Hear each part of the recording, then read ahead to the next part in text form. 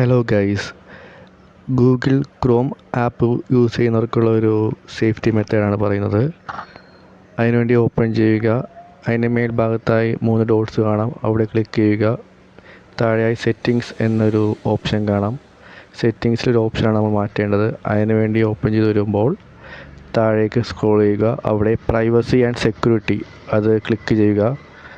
അപ്പോൾ വരുന്ന വിൻഡോയിലും താഴെ സ്ക്രോൾ ചെയ്യുക. അവിടെ സെക്യൂരിറ്റി താഴത്തായി സേഫ് ബ്രൗസിങ് അതാണ് ഓപ്പൺ ചെയ്യേണ്ടത്.